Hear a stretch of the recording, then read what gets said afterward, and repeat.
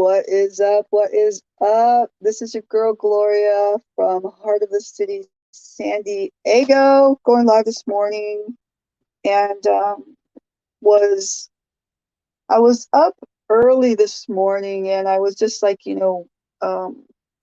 was praying. I was talking to God, and I was, honestly, I was thinking about tacos. Today is Taco Tuesday, and if you don't know, I used to do taco reviews. Haven't done any in a while just because my time is limited now. But um, I I woke up hungry. The girl was hungry, and yeah, I was saying, God, I just thank you for everything that you've done in my life, and I'm so blessed with all that I have. Even though I have a few complaints here and there that I wish could change. But I can't control the outcome. I can't control the change. I can't control the behavior of others. The only thing that I can control is me, my thought life. And so then, then my hunger kicked in, and I was thinking about tacos. I was thinking about In-N-Out Burger too, but I had to switch it to tacos because, today's Taco Tuesday. So yeah, I was thinking about that, and I went to the kitchen, and I was like, started the coffee and poured myself, some nice hot, awesome, amazing coffee in my favorite coffee cup. And if you don't know me, let me just explain something to you, okay? Like people that know me know how sensitive I am to caffeine, right? And this has happened since day one, since people have ever found out how sensitive I am to the caffeine. Put it this way, like I'm so chill, like, and I'm so observant, like with people and in like social settings and stuff. I'm like the person that likes to sit at the, kind of like, you know, on the outskirts and observe. And I had this pastor's wife, right? Homegirl kept me in church because she had the best beans ever. Let me tell you. Anyway, I, she used to give me coffee, and she used to pour like, man, I mean, like I was new to drinking coffee. I was not a coffee drinker. And you know how like the young, the millennials are today. They grew up with Starbucks and fancy coffees. That was not me in my days. Okay, that was definitely not me. Um, I was not the young, entrepreneurial girl that drank the coffee until I met this pastor's wife, and she gave me coffee, and I had to like sugar that thing up and pour like loads of milk in it. And the caffeine combined with all that sugar in that social setting at Bible study, I was flying. I was high on caffeine. I was the life of the party. And so they uh they found out that that kind of wakes the girl up.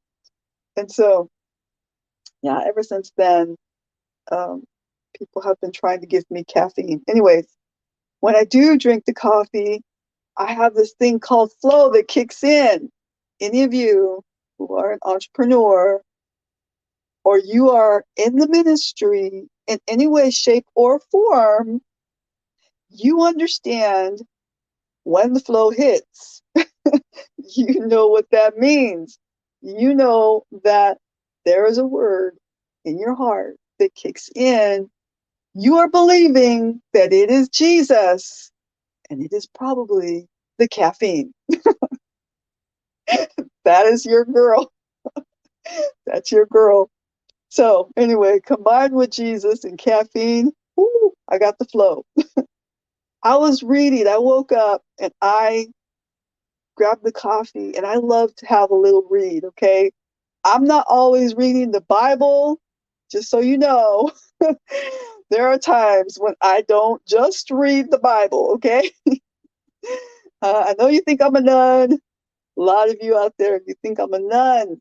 Okay, homegirl just doesn't always read the Bible. I was reading an article, actually, and it was an article about uh, comedy.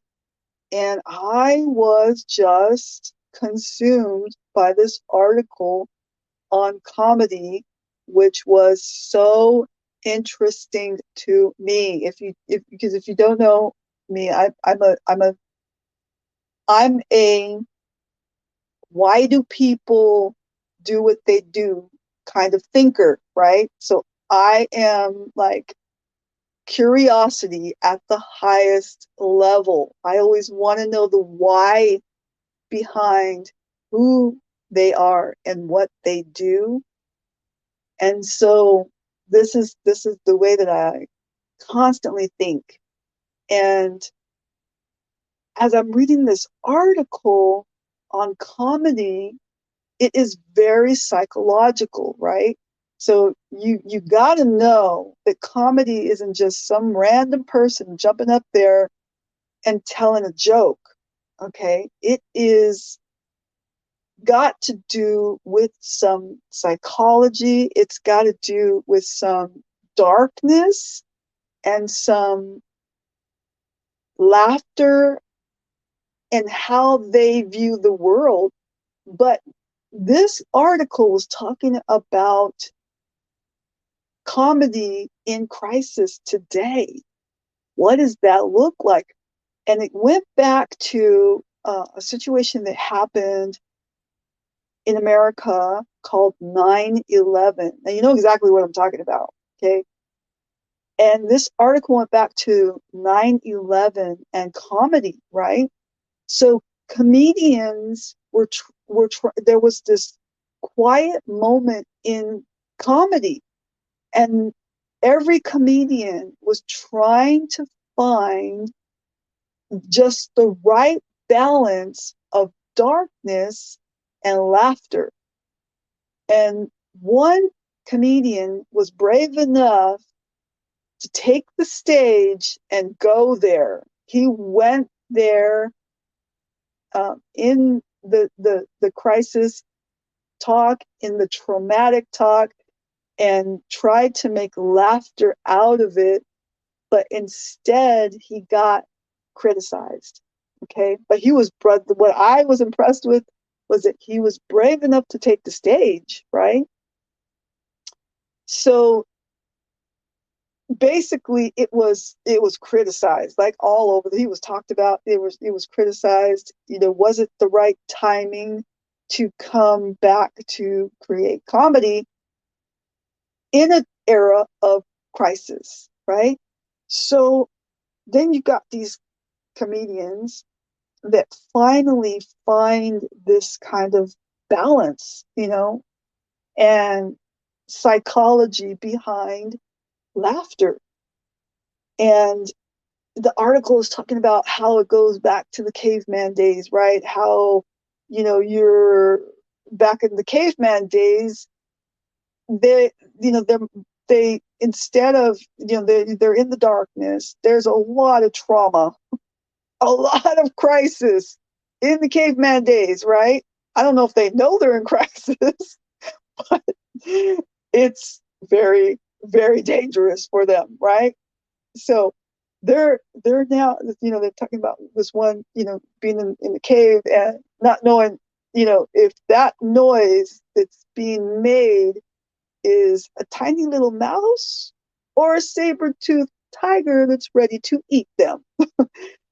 And so in that moment, they have that, they're, you know, either going to laugh because it was just a tiny little mouse that couldn't hurt them, or they have to go into full blown survival mode because now they're going to, you know, be eaten by a tiger.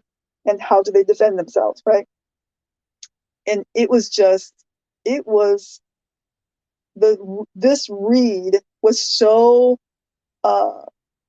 so fun. It was so fun to read this to me, and I just every psychological way that I think was was being fed, and I was just like, wow, this is such a good read.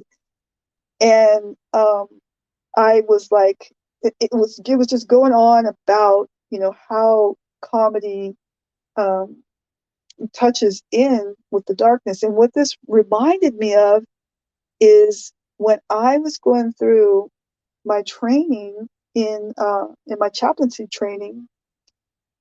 Uh, our trainer has guest speakers come in, right? We have like the fire department will come in, the police department will come in, and they'll do a little seminar talk with us and stuff, right? And one of the things that shook me or shocked me, I don't know why I was shocked with this, but it never dawned on me, this behavior that happens in the fire department or the police department or wherever people have trauma or crisis, and that is their day in and day out job. They're immersed in it. This is how they communicate and survive it, right? And it's with humor. And one of the talks in one of the talks, the guy was saying, you know the guy was saying that you know one of the departments, I think it was the fire department or something, after they're done, with saving lives and seeing the crazy stuff that they see, which could be a lot of it is they're seeing just the horrific things in humanity, right? They're seeing death, they're seeing danger, they're seeing just the drugs. The fire department is dealing with burn victims and loss and all kinds of stuff. How do you cope with that? And the guy was saying that as soon as they get on the truck, the the jokes that they make are to someone like me, who's just a civilian observing how to deal with crisis. I've done crisis and family and church and things, right? But not day in and day out, and not death, and not burn victims and mass disasters and things like that. What these guys have to deal with all the time, that they get on the truck and they're making these jokes. They have to find some kind of humor to cope with what they just experienced, right? And I was just like, I didn't know whether to be like, how dare you? Or that is so funny, right? Because the jokes that he was telling, I wanted to laugh so hard because I could relate. But yet it was so dark that I felt like, should I be violated? That's comedy. And that's something that human nature has developed to find a coping mechanism for life's really, really hard places, right? And so I was reminded of so many different situations. Another situation was that this one particular situation was just bizarre, though. I was thinking, oh my gosh, you talked about that person like after they did whatever. I don't want to share the situation because it is pretty brutal, but um, crisis is hard to deal with, and this read was so good. And I want to kind of, throw this out there for you all, that, um, we as Christians are kind of the same. We are dealing with a world that is in full blown crisis. And we're not talking about just a city or just a community. Here in San Diego, we deal with fires, the wildfires and things that happen, and there's loss, while their livestock and horses and things like that have to be relocated and stuff. But this isn't that. This is a worldwide crisis.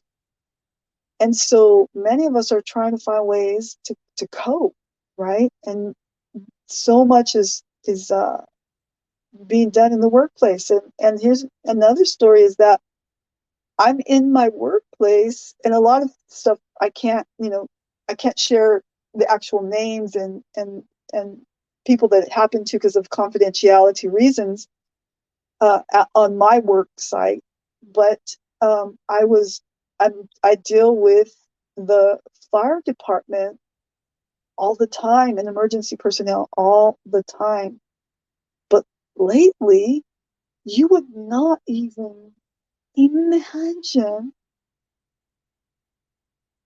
that the things that we have had to deal with on a job site in the job style that I work in. We have had to deal with the police department, and that is insane. It is insane. And anyways, this one particular situation happened, and it was with a gentleman who was a former, he's a veteran and a former war veteran.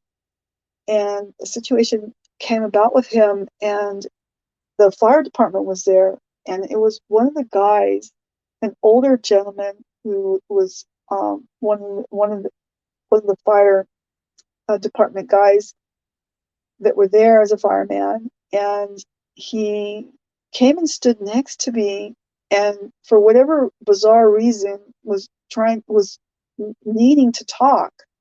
He was needing to talk. I don't know if it was because of my uniform, my badge, but he was needing to talk. This situation that he was in was an unusual situation, and this is what he was sharing with me. And he came and stood next to me, and he said, I think he said 30 years of being in the fire department or something like that. He made a statement: in the 30 years of being in the fire department, I have never, ever dealt with a situation like this. And I would have never imagined that anything like this would happen in this kind of work setting that you are in. And I just listened. I don't know better. I don't know, the difference. He, in his 30 years of experience, knows the difference. I don't know this, much like a millennial just coming in. I don't know what to reference it to. I just know I'm in it. I'm in it. And so there's no referencing to anything, right? He's saying, I have never seen this before. And that's what my heart was like.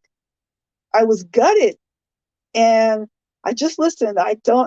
Didn't have information to give to him because I don't have anything to reference it to. I just know I'm in it, and we deal with it every day. And I was like, wow, I didn't even know that. That was new news to me. And he's saying to me,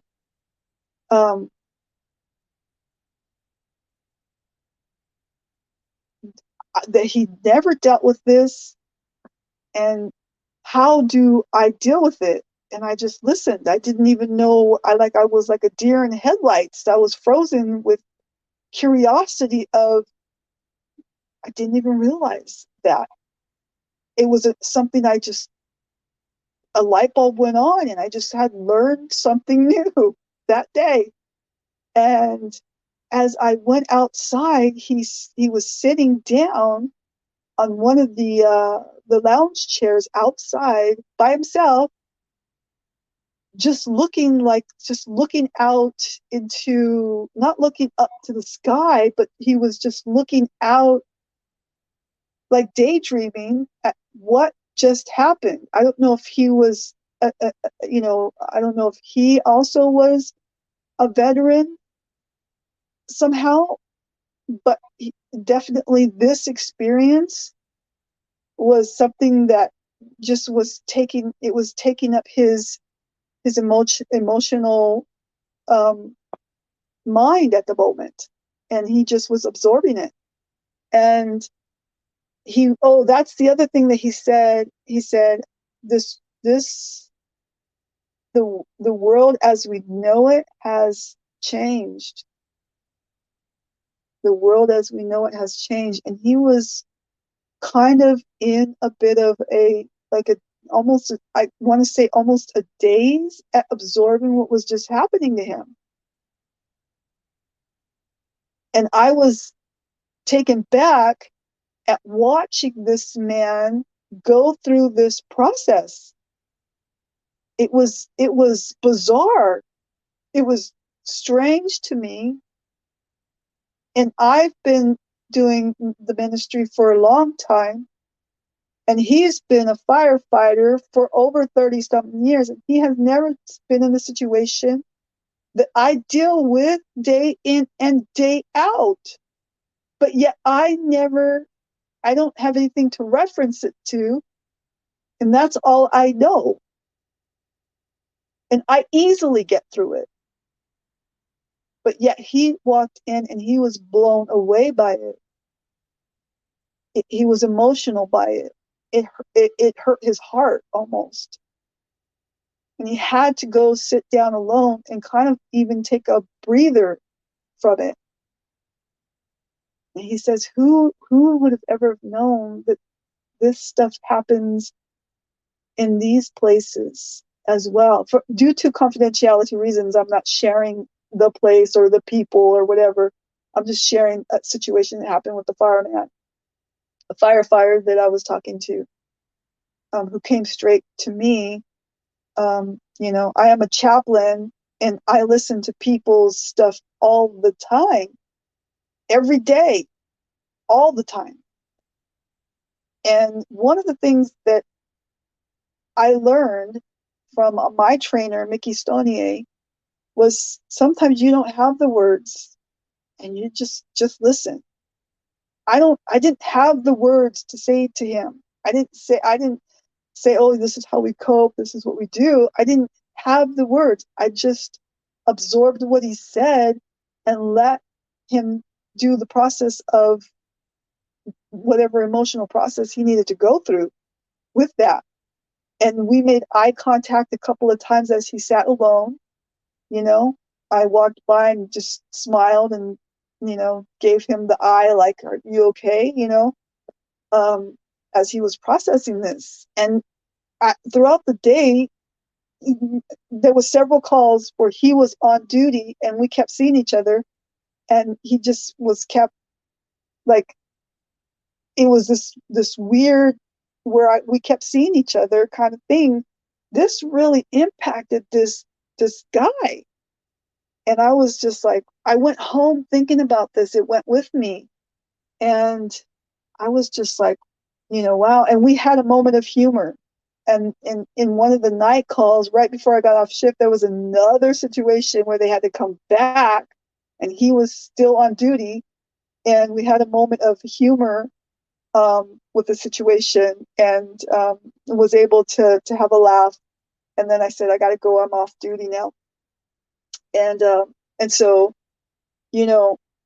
human nature has its way of coping, but more so, you guys, in that we have Jesus Christ to go to in all situations. He is not unfamiliar, and he uses those little situations, like the situation I was in with this firefighter, to help us, to show us, or to help another human being You don't have to be preaching to people. You could just be. You could just have eye contact, body language, a tap on the shoulder, a smile is all filled with the presence of God in it, you guys.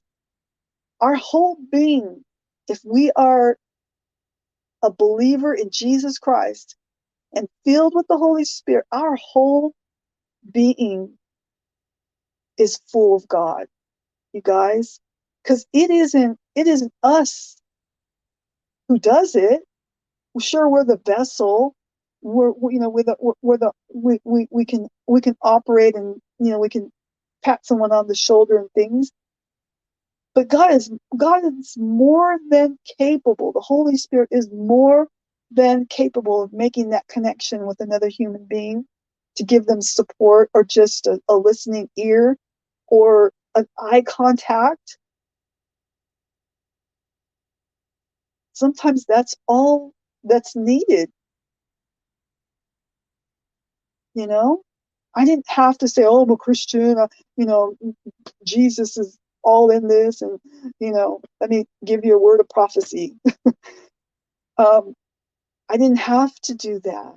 I could have, but I didn't have to. There was something that God was doing already. I knew it. I felt peace about it. And I was blown away with the fact that I was getting new news and learning something new, and I could relate to what a millennial must feel like. They don't have anything to reference things to.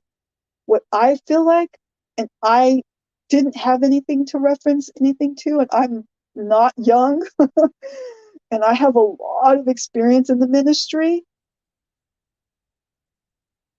and I thought this was all normal. I dealt with this stuff day in and day out, and it came easy to me. But this firefighter had been doing it pretty much his whole life and had never dealt with that. And he was kind of in shock at taking it in, how the world has impacted human beings. This pandemic, the crisis, the way that people are different now, the way that people are, all people, not just in bad neighborhoods. This is in a home where I work in a place where you think that people are safe and happy and sound and things, and they're going through psychological issues.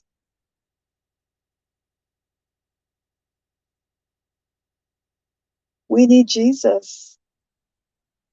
We need to rise above.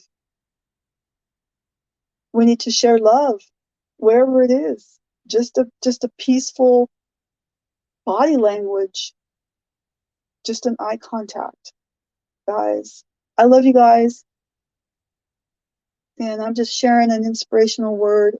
Just a word of encouragement. These little messages aren't to preach at you. This is just to kind of bring an awareness of the fact that we need to support each other everywhere, in the workplace, in the ministry, with our family, everywhere. This morning I was having a conversation with my mom as I was, here and having a coffee with her, and she was talking about some situations as well, and we were both going into a conversation, and it's kind of like a teaching situation. I'm doing a lot of kind of teaching with her. She doesn't know that I'm doing this, but we're even trying. We're getting to know each other, because we were away from each other for so long. So there's a lot of trying to get to know each other again. Um, and where she thinks she knows me, there's a lot of a lot that she doesn't know me of me, and she has to learn that. And so and so do I about her. Um, Although I'm very observant and I know her, um, a lot of years she was not, she was an alcoholic for a lot of years and didn't know me. And so there's now learning about each other, and and I like, and I'm teaching her some things about the reason why I do the certain things that I do, because she can't grasp it. She does not even understand at all. And when she has an open moment of listening, I get an opportunity to share the reasons why. I'm all about the why, and all about the curiosity of why people do what they do. And so um, that's what I was sharing with her today. And she was like, she was like, "Oh, okay, I get it now. I didn't." She said, "I thought there was something different." She says funny things. My mom is so funny. She goes, I just always thought there was something different about you. I didn't know why there was something different about you. I just was like, she's kind of, she's just like that. She's different. Oh, my mother. Anyways, I'm going to peace out for now. I love you guys. And I hope and pray that these stories help you as you go out on your day, as you go and have a taco. Enjoy that taco, enjoy life, enjoy that, and find ways to create humor in your life, And sometimes there's another story that I want to share with you. It's very tragic. I'll leave you with this, okay? It's dark. It is, but a lot of you are going to be able to laugh. My brother and I, we do laugh at some, because we've been through some pretty dark days in our life, okay? And when my brother and I get together, we have to laugh. But there was this one situation where he he got in trouble because he was dabbling in the gangs and stuff, and he got jumped in, and my dad was like, my dad's an ex-convict. He did 10 years in San Quentin. He was reformed at the time when we were growing up, and but you got to know that if he did 10 years in San Quentin, my dad knows the ropes, he knows the streets, he knows what's up. And so, we don't get this yet. We don't understand that he knows what's up. My brother got jumped into the gang, and my dad's like, "And you're going to get jumped out." And we crack up because my dad there I was listening to the conversation with my brother and my dad on the other side of this big hedge, like a bush, like these bushes that we had that created a fence around our yard. They were big, huge ones, and they were full, like big, full, fluffy hedges, almost like a fence. And my brother's like, trying to be sassy with my dad or whatever, and my dad's like, "You want to know what it's like to get jumped in or get jumped out or whatever?" And suddenly I see my brother fly over the hedge. My dad threw him over the hedge and onto the grass. My brother fell. And I was like, "Oh my God." And my dad's saying, "You're getting jumped out, and I'm going to be right here watching them jump you out." My brother did get jumped out. He got jumped in and then he got jumped out because my dad made him.